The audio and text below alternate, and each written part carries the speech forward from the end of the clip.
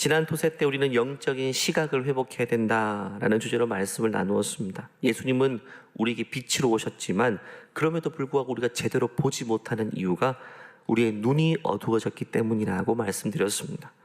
제대로 보지 못하고 살게 되면 우리 인생의 중요한 것들을 늘 놓치고 살게 되고 중요하지 않는 것에 목숨을 걸고 살게 됩니다.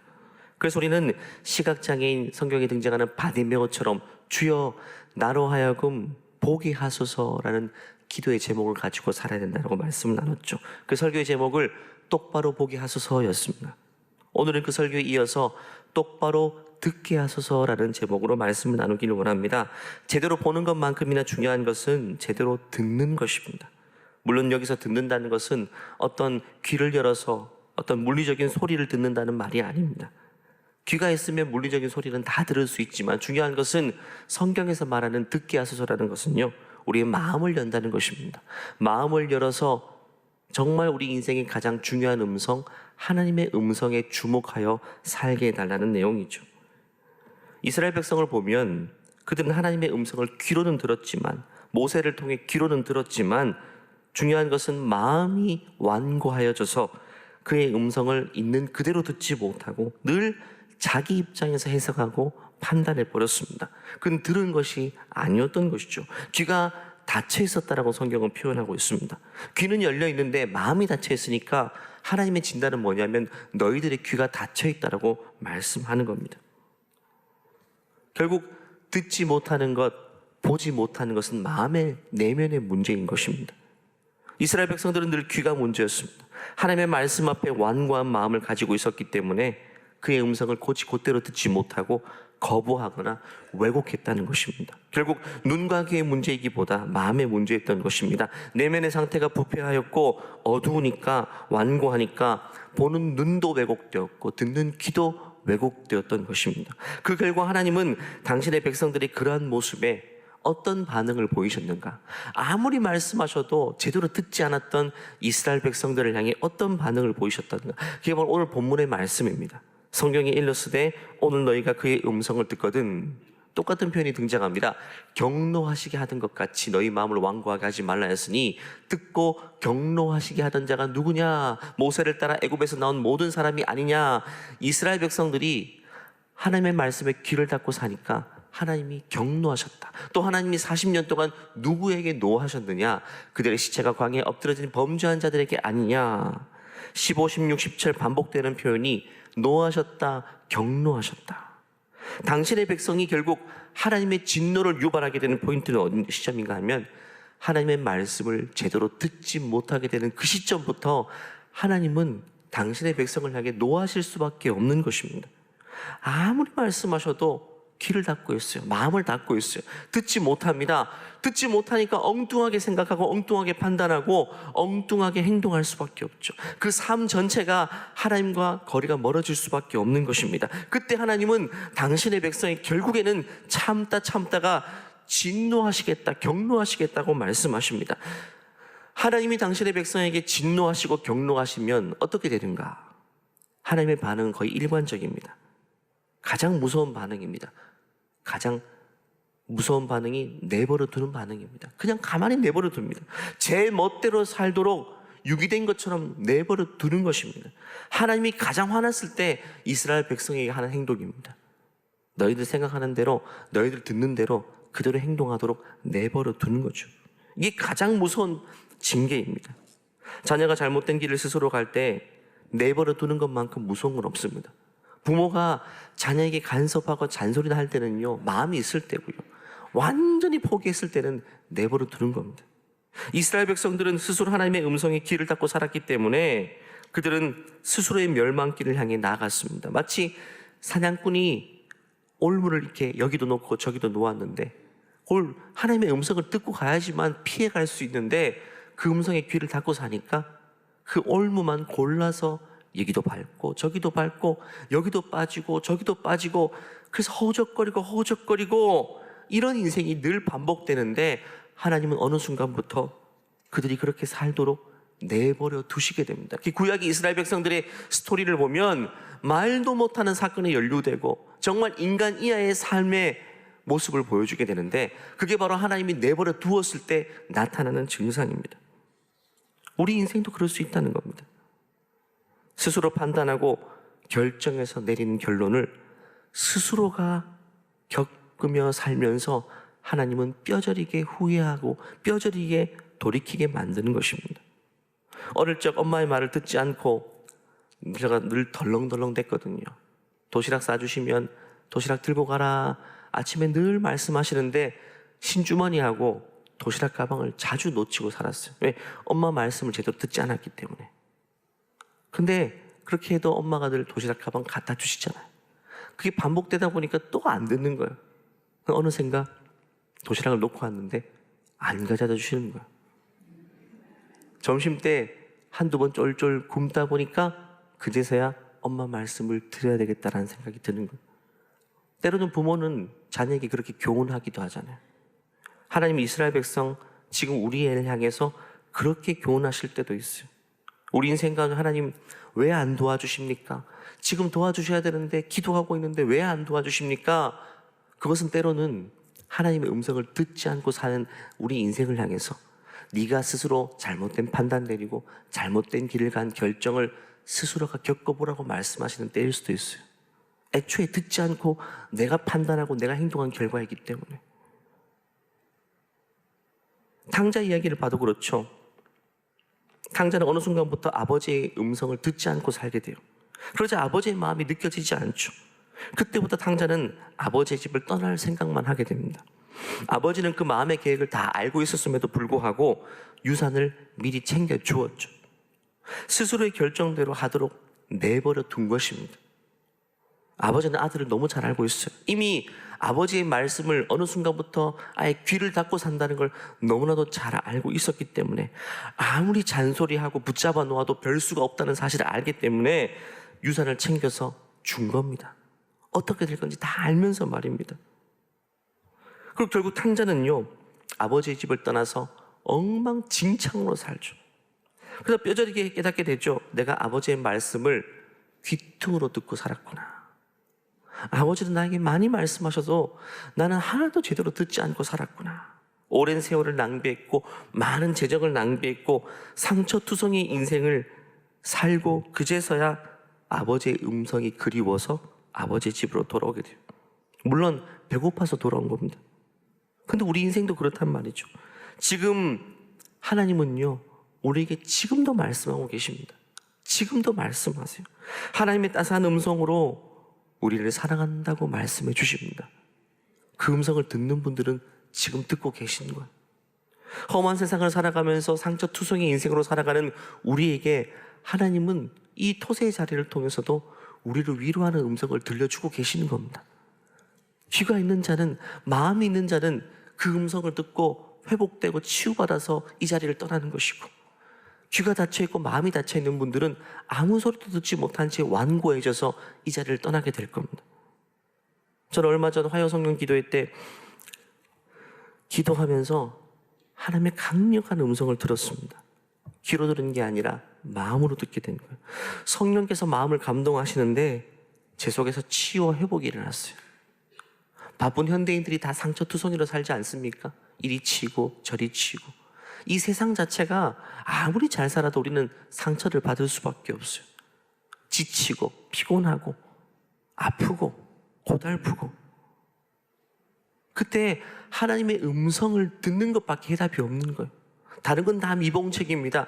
궁극적인 회복은 주의 음성을 듣게 되는 그 순간 우리 안에서 나타나게 됩니다. 또 하나님의 말씀을 한 절 한 절 펼쳐 읽을 때, 저는 카페에서 설교 준비를 많이 하는 편인데 성경 말씀 한 절 한 절 커피 한 잔을 마시면서 읽어나가면 그 한 절 한 절이 마치 당이 떨어졌을 때 몸이 축 늘어지잖아요.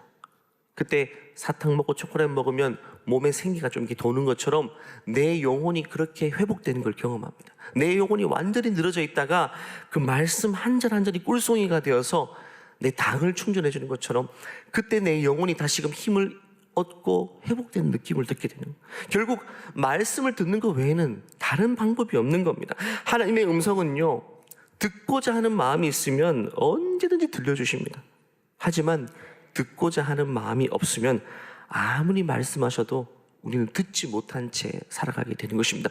듣지 못하면 회복될 수가 없어요. 회복되지 못하니까 늘 엉뚱한 것을 통해서 회복하려고 하는 거예요. 문제가 더 깊어지는 겁니다.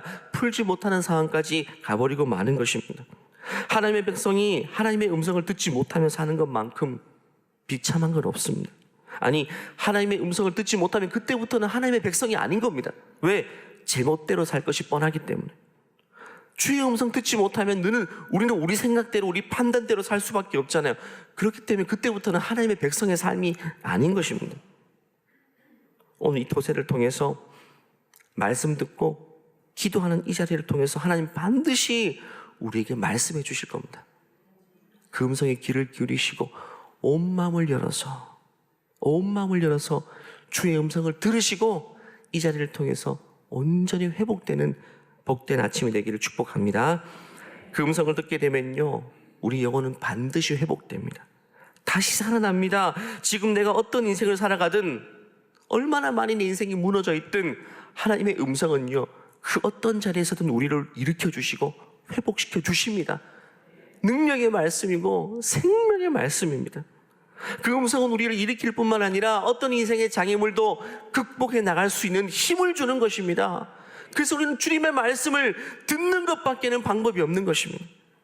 그리고 그 음성은요, 우리 인생길을요, 진정으로 복된 길로 인도합니다. 우리가 아무리 행여나 잘못된 판단과 잘못된 선택으로 우리 인생이 많이 멀어져 버렸고 돌이킬 수 없는 데까지 왔다 할지라도 그 시점에서 하나님의 음성을 제대로 듣게 되면 하나님은 거기서부터 다시금 우리의 인생길을 금세 회복해 주신다는 사실을 믿어야 됩니다. 너무 멀리 와서도 괜찮습니다. 시편 139편에 이렇게 말하고 있죠. 같이 읽어볼까요? 내가 새벽 날개를 치며 바다 끝에 가서 거주할지라도 거기서도 주의 손이 나를 인도하시며 주의 오른손이 나를 붙드시리이다. 새벽 날개 치며 바다 끝에 갔어요. 너무 멀리 가버렸어요. 새벽부터 열심히 살고 열심히 날개짓했는데 엉뚱한 곳에 간 거예요. 저 바다 끝, 돌아올 수 없는 것까지 내 인생이 흘러가 버렸어요. 우리가 인생 열심히 살았어요. 자녀 교육도 했고 뭐도 했고, 그런데 내 뜻대로 되지 않았어요. 왜? 하나님께 묻지 않았기 때문에. 내가 열심히 새벽 날개 치며 내가 선택한 길이었기 때문에. 그래서 그 결과물을 받고 나니까 야, 돌이킬 수 없다, 끝났다라는 생각이 들지만 끝난 게 아니라는 거예요. 거기서도 주의 손이 미친다는 거예요. 주의 손이 나를 붙들어 주신다. 뭘 통해서요? 말씀을 통해 붙들어 주시는 겁니다. 말씀을 통해서 우리를 붙들어 주시고 우리가 저 바다 끝 돌이킬 수 없는 것까지 간다 할지라도 하나님 그 자리를 통해서 우리를 회복시켜 주신다는 사실을 여러분 믿으시기를 바랍니다. 주의 음성은요, 우리 인생이 어디를 지나고 있든지 우리 인생을 견고하게 붙들어 주시고 그 자리에서부터 회복의 자리가 되게 하시는 것입니다. 이 토세의 자리가 하나님의 음성을 듣고 우리 영혼이 완전히 회복되고 우리의 삶이 어떤 자리를 살아가든 회복이 시작되는 놀라운 아침이 되기를 간절히 축원합니다. 모든 것은 듣는 것으로부터 시작되는 겁니다. 로마서 10장 이렇게 말합니다. 믿음은 들음에서 나며 들음은 그리스도의 말씀으로 말미암았느니라. 믿음도요, 들어야지 생기는 겁니다. 하나님 말씀을 들어야지 믿음이 생깁니다. 반대로 말씀을 듣지 않는 순간부터 믿음이 소멸되기 시작하는 거예요. 근데 그 다음 절 보니까 이스라엘 백성들이 하나님의 음성을 들으려고 하지 않았다라고 이야기해요. 들어야지 믿음이 생기는데 듣지 않으니까 있는 믿음마저 소멸되고 엉뚱한 인생을 살게 된다는 거예요. 18절 19절 읽어볼까요? 시작. 그러나 내가 말하노니 그들이 듣지 아니하였느냐. 그렇지 아니하니 그 소리가 온 땅에 퍼졌고 그 말씀이 땅 끝까지 이르렀도다 하였느니라.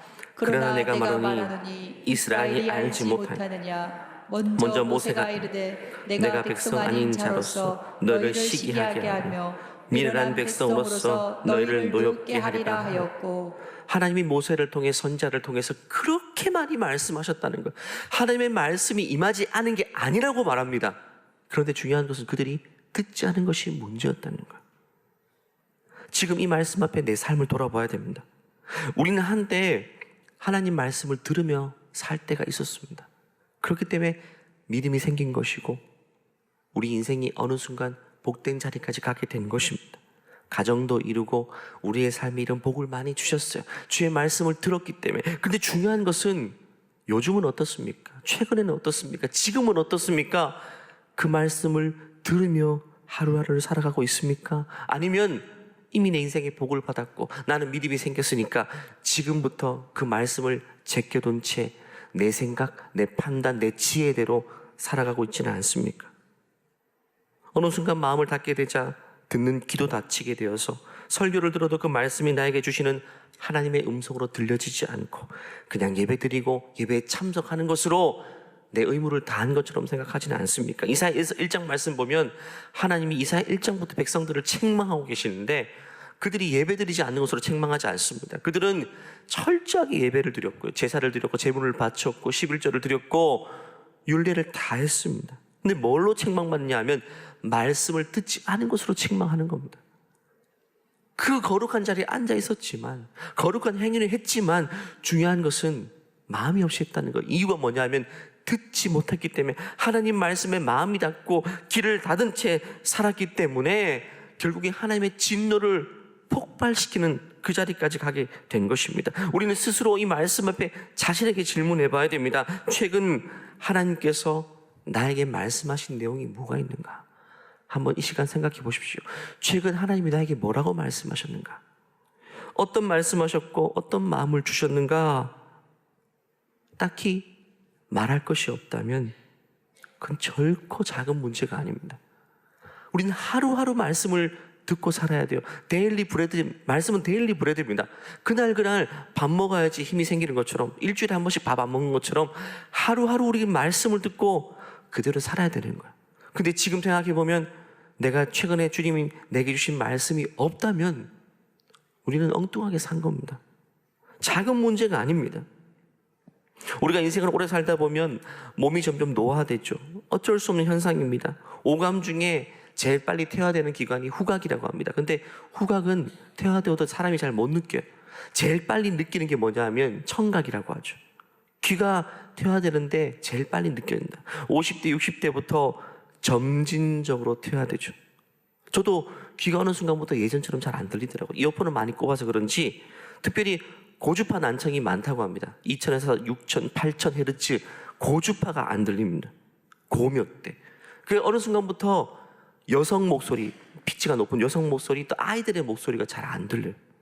전화 벨 소리가 안 들리고 어느 순간부터 새소리가 잘 안 들리죠. 새소리. 노인들이 새소리 어느 순간부터 새가 사라진 게 아니라 안 들리기 시작해요. 또 피치가 높은 여성들의 목소리. 그래서 저도 최근에 아내의 목소리가 잘 안 들리기 시작해요. 너무 감사하게도 잔소리를 계속 하는 것 같은데 잔소리가 들리지 않는 축복. 네, 농담입니다. 설교 때 가정 이야기 하면 안 되는데 죄송합니다. 네, 청각이 퇴화되면요 소통이 어려워지죠. 감정적, 사회적 고립을 겪게 됩니다.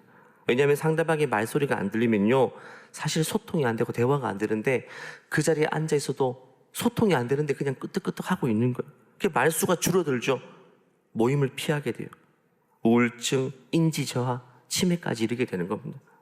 우리가 청력이 약해진 어르신들과 대화할 때는 우리는 다르게 이야기해야 됩니다. 저희 아버님도 귀가 잘 안 들리니까 우리 아이에게 이렇게 이야기를 잘 가르쳐 주거든요. 첫 번째는 또박또박 말해야 됩니다. 천천히. 저는 성격이 급해서 설교 들어보시면 알겠지만 처음에만 힘을 주고 문장 끝에는 흐리지 않습니까? 성격이 급해서 그럽니다. 근데 끝까지 또박또박 단문으로 끊어서 천천히, 또 입을 보여주면서 말해야 됩니다. 듣는 소리도 중요하지만 입을 보면 그게 믹스가 되어서 잘 입력이 되거든요. 또 높은 톤이 아니라 낮은 톤, 성인 남성 톤으로 또박또박 말할 때 잘 들립니다. 또 말할 때는 주변 소음을 줄여야 됩니다. 조용한 곳에서 TV를 끄고, 어르신과 통화할 때는 TV를 끄고, 심지어 선풍기 소리도 좀 끄고 대화하면 우리 부모님은 훨씬 더 우리의 목소리를 더 잘 이해하게 되죠. 이렇게 사람들은요 아무리 젊게 산다고 할지라도 어쩔 수 없이 청력이 퇴화되는 걸 막을 수가 없습니다. 근데 성경은요 하나님의 음성을 듣는 영적인 청력이 있죠. 이건 딱 반대라고 이야기합니다. 귀는 오래 사용하면 퇴화되지만 영적인 청력은 오래오래 사용할수록 더 활성화된다고 이야기합니다. 반대로 오래 사용하지 않으면 오히려 영적인 청력은 퇴화된다고 이야기해요. 하나님의 음성을 듣지 못하게 되는 건 나이를 핑계댈 수 없는 겁니다. 다른 걸 핑계댈 수가 없어요. 우리 마음이 하나님을 향해 열려있고 하나님의 음성을 듣고자 하는 마음이 있으면 하나님은 언제든지 그의 음성을 우리에게 들려주시는 겁니다. 핑계댈 수 없어요. 예수님은 늘 가르치실 때 이렇게 자주 말씀하셨어요. 들을 귀 있는 자는 들을지어다. 하나님은요, 말씀하고 계시고 들을 귀를 주셨다는 겁니다. 다른 건 핑계댈 수가 없다는 거예요. 귀를 닫고 살았기 때문에 영적인 청력이 퇴화된 것일 뿐인 거예요. 그래서 어느 순간에라도 하나님의 음성을 듣고자 한다면 언제든지 들려주시는 거예요. 그 백성이 아무리 말해도 안 들으니까 말씀이 육신이 되어 이 땅에 오신 게 예수님 아닙니까? 아무리 이야기해도 안 들으니까 눈에 보이는 모습으로 이 땅에 오시는 거예요. 귀가 닫혀 있으니까, 눈이 열려 있으니까 눈으로 보라는 거예요. 그런데 마음이 닫혀 있으니까 귀로도 듣지 못하고 눈앞에 나타나도 눈으로도 보지 못하는 그런 지경까지 오게 된 이스라엘 백성들의 모습입니다. 우리는 어떠냐는 겁니다. 아무리 말씀하시고 아무리 눈으로 보여줘도 마음이 닫혀 있고 관심이 없으면, 간절한 갈급함이 없으면 하나님의 음성을 들을 수도 없고 주의 역사를 볼 수도 없는 것입니다. 그 사무엘서 말씀을 보면 두 인물을 대조해서 그걸 보여줍니다. 한 사람은 영적인 귀가 활성화되어 있습니다. 늘 주의 음성을 듣고자 했습니다. 그래서 들었어요. 어린 사무엘입니다. 그런데 한 사람은 귀가 완전히 퇴화되어서 오랜 세월 주의 음성을 듣지 못하고 삽니다. 하나님의 음성을 들어야 될 제사장이었던 엘리입니다. 성경은 두 인물을 대조함으로 하나님의 음성을 듣고 사는 자와 듣지 못하고 사는 자의 결국이 얼마나 극명하게 대조되는지를 보여줍니다. 어린 사무엘은요, 성전에서 하나님 말씀하실 때 늘 이렇게 반응했죠. 말씀하옵소서, 주의 종이 듣겠나이다. 간절한 사모함입니다. 언제든지 말씀해 주세요. 내가 내일 멈추고 주의 음성에 귀를 기울이겠습니다. 나이가 어리고 신앙의 연륜도 없지만 하루하루 주의 음성을 듣고자 하였고 실제로 그 음성을 듣고 살았던 게 사무엘입니다. 그런데 엘리 제사장은 달랐죠. 오랜 세월 그의 인생도 어느 한때는 하나님의 음성을 듣고 살았지만 어느 순간부터 마음이 닫히고 귀가 닫히기 시작하니까 몸은 섬기는 자리에 있었지만 어느 순간부터 듣지 못하고 살았어요.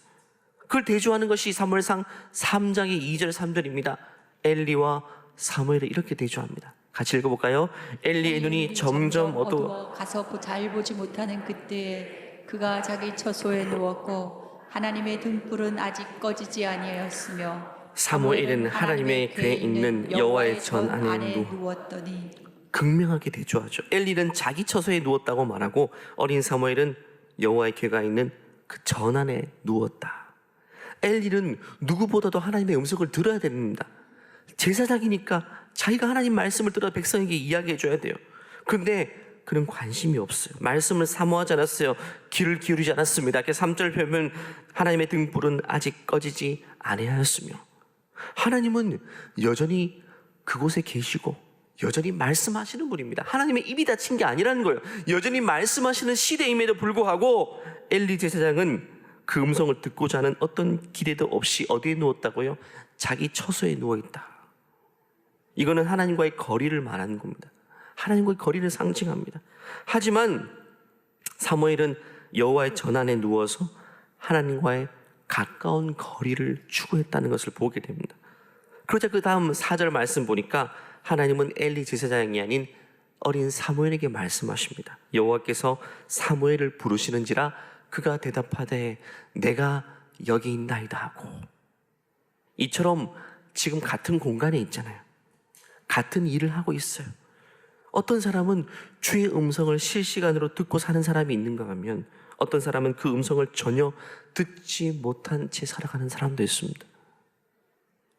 똑같이 예배 공간에 있습니다. 똑같은 자리에 있습니다. 어떤 분들은 하나님께 찬양하고 예배하고 하나님 말씀이 선포되는 자리를 통해서 지금 나에게 주시는 주의 음성을 듣고 있는 사람, 듣고 이 자리를 떠나는 사람이 있는 반면 어떤 분은 완전히 마음이 닫혀 있고 귀가 닫혀 있고 하나님의 말씀을 향한 기대가 1도 없는 상태에서 이 자리에 앉아 있기에 아무런 음성을 듣지 못한 채 그냥 마음이 더 겹겹이 쌓여진 채 더 완강하고 곤고한 채 이 자리를 떠나는 사람도 있다는 거예요. 저도 설교하면서 앞을 보지 않습니까? 눈이 있기 때문에. 초반에는 긴장해서 아무도 안 보이고 하얗게 보였는데 이제 조금 보이기 시작합니다. 근데 중요한 것은요, 귀가 열려있는 분이 계시고 완전히 닫혀있는 분도 있습니다. 제가 한번 지목해 볼까요? 조금 긴장하셔야 됩니다. 보면 알지 않습니까? 다 판단할 수도 없지만 완전히 닫혀있는 분도 있습니다. 지난주 저녁 예배 때는 마음이 너무 아팠습니다. 이분은 마음이 완전히 닫혀있는 분입니다. 예배 현장에 나와 있지만 하나님 말씀을 하나도 안 들은 완고한 분입니다. 너무너무 마음이 아팠어요. 왜 이렇게 안 되지? 물론 저도 다 똑같은 사람이기 때문에 예배 참석에도 하나님의 음성을 듣지 못하는 경우도 있지만 아예 마음 자체가 들으려는 마음이 조금도 없는 분도 있어요. 그러니까 한마디로 은혜의 집중호를 부어주어도 홀딱 젖는 사람이 있는 반면 어떤 사람은 한 방울도 젖지 않는 사람도 있어요. 왜? 어떤 사람은 양동이를 가지고 와서 물을 한 가름 받아가지만 작은 그릇조차 준비되어 있지 않으면 하나도 받아가지 못하는 것. 아무리 하늘에서 떨어져도 말입니다. 우리 마음의 문제인 것입니다. 사무엘 보니까 주의 음성을 듣고자 했던 그의 인생이 하나님께 존귀하게 쓰임받았잖아요. 근데 엘리 제사장은 보면 직분은 하나님을 섬기는 직분에 있었지만 하나님께 쓰임받지 못했어요. 그 자리가 중요한 게 아닙니다. 그 자리에 있다고 쓰임받는 게 아닙니다. 엘리 제사장은 쓰임받지 못했어요. 하나님의 음성을 듣지 못하는 전 작은 문제가 아님을 이 사무엘상을 통해서 말씀해 주십니다. 그래서 엘리 제사장을 보면요, 영적 분별력을 완전히 상실해 버렸습니다. 뭐가 뭔지 모르고 살아요. 제사장은 리더입니다. 백성을 주님께로 인도할 사람인데 자신의 음성을 듣지 못하니까, 자신이 방향을 알지 못하니까 결국에는 백성을 잘못된 곳으로 인도할 뿐만 아니라 한 집의 가장 아닙니까? 자기 자녀도 올바른 길로 인도하지 못했습니다. 두 번째는 자녀 양육에 실패했습니다. 엘리의 아들 홈리와 비느하스가 어떻게 살았는지 우리가 아시죠? 제사장의 직분을 가지고 그 자리를 물려받는 자리지만 성경은 그를 불량자라고 말하고 있습니다. 중요한 것은 그 아들의 탈선을 지적하지 않고 성경은 아버지의 잘못이라고 분명히 말하고 있습니다. 아들의 죄를 알고 있었지만 단호히 책망하지 않았다고 22절부터 25절까지 성경은 분명히 말하고 있죠. 결국 하나님은 엘리 제사장의 두 아들을 죽이기로 결정합니다. 왜? 갈 때까지 갔어요. 그 이유를 이렇게 말하죠. 아들의 잘못이 아니라 아버지가 하나님의 음성을 듣지 못했기 때문이다. 29절에 이렇게 말합니다. 같이 읽겠습니다. 너희는 어찌하여 내가 내 처소에서 명령한 내 재물과 예물을 밟으며 내 아들들을 나보다 더 중히 여겨 내 백성 이스라엘이 이스라엘이 드리는 가장 좋은 것으로 너희들을 너희를 살찌게 하느냐. 그러니까 말씀 듣지 못하고 이 예배하는 자리만 오랫동안 수십 년 동안 계속 앉아 있으면요, 결국에는 뭐가 살찌는, 영이 살찌는 게 아니라 우리 자신이 살찌게 되는 겁니다. 비둔해지게 되는 거예요. 죄송합니다. 제가 살찌니까 자꾸 비둔하다는 말이 장하게 하는 말 같아가지고, 우리 영혼이 살쪄야 되는데 자꾸 우리 인생이 살찌게 되는 거예요. 잘못된 것을 추구하게 되는 겁니다. 결국에는 우리 자녀가 부모의 모습 볼 때 매주마다 하나님 말씀을 신선하게 듣고 신선하게 반응하는 모습을 보면 우리 자녀도 그 모습을 통해서 하나님의 살아계심을 보게 되겠죠. 근데 우리 부모님이 매주 예배에 착실하게 참여하지만 그냥 예배 드리고 오고 그냥 종교인으로 보이게 되면 우리 자녀의 인생은요, 하나님 만나지 못하고 살게 되는 거예요. 뻔한 결과를 말합니다. 이 엘리 제사장의 가정을 통해서 그 결국을 이야기해 주고 있는 것입니다. 부모가 하나님 말씀 듣는 것이 그 가정의 절대적인 영향력이에요. 부모가 하나님 말씀을 듣지 못하면 자녀의 인생은 결국 하나님을 멸시하는 인생이 될 수밖에 없습니다. 엘리 제사장은요, 한때 하나님께 쓰임받았던 인생입니다. 인생에 많은 커리어도 남겼고요. 하지만 어느 순간부터 음성을 듣지 못하게 되면서 사역은 계속되었지만, 중요한 게 이겁니다. 하나님이 제사장의 자리에서 패하진 않았습니다. 사역은 계속되었지만 하나님의 임재는 그에게서 떠나버렸습니다. 제일 무서운 상태가 뭐냐면 외형은 남아있어요. 자리는 남아있지만, 직분은 남아있지만 임재는 떠나간 그 사람이 폭주기관차처럼 정말 위험한 인생입니다. 어떤 일을 할지 못하고 어떤 사고를 칠지 모르는. 저도 목회자이지만 하나님의 임재가 떠난 자리만 남아있는 목회자라면요, 제 인생은 제일 위험한 인생입니다. 왜? 말씀을 하고 영향력 있는 자리인데 엉뚱한 말을 하고 잘못된 메시지를 선포하면 이것보다 위험한 인생은 없는 겁니다. 우리 개개인의 인생이 그렇습니다. 여러분, 가정을 리더해야 될 제사장입니다. 여러분, 가정에서 제사장입니다. 하나님 말씀을 전해야 될 사람인데 내가 죄의 음성을 듣지 못하고 임재가 떠나가는 인생처럼 살게 되면 결국에는 영향력만 남아있죠. 부모이기 때문에 영향만 남아있는데 임재가 떠나가는 인생은 아무런 영향력이 없는 그런 인생이 되는 것입니다. 시편 저자는 이렇게 말합니다. 하나님이여, 사슴 시냇물을 찾기에 갈급한 같이 내 영혼이 주를 찾기에 갈급하나이다. 우리가 회복되어야 할 자리가 바로 이 자리입니다. 하나님, 목마른 사슴이, 한번 상상해 보십시오. 목마른 사슴이 시냇물 찾아서 진짜 죽을 것처럼 허덕이면서 다니는 것처럼 우리가 하나님 말씀을 향한 갈급함이 이 정도가 된다면 하나님의 음성은요, 폭포수와 같이 우리에게 쏟아질 겁니다. 시편 119편 말합니다. 내가 주의 계명들을 사모함으로 내가 입을 열고 헐떡였다. 하나님, 이 아침 내게 말씀해 주지 않으면 오늘 하루 내가 살아갈 수가 없습니다 라는 이 마음으로 주의 음성을 듣고자 한다면 하나님은요, 그 말씀을 통해 우리 인생을 송두리째 회복해 주실 것입니다. 우리가 기도할 제목이 바로 그것입니다. 말씀을 향한 목마름과 갈증이 없다는 사실. 저와 여러분은 현재 무엇에 목마름과 갈증을 느낍니까? 그게 세상을 향한 갈증만 있다면 그것은 우리를 절대 채울 수 없어요. 하지만 하나님을 향한 갈망과 목마름이 있다면 하나님은 우리 인생을요, 가득히 채워 주실 것입니다.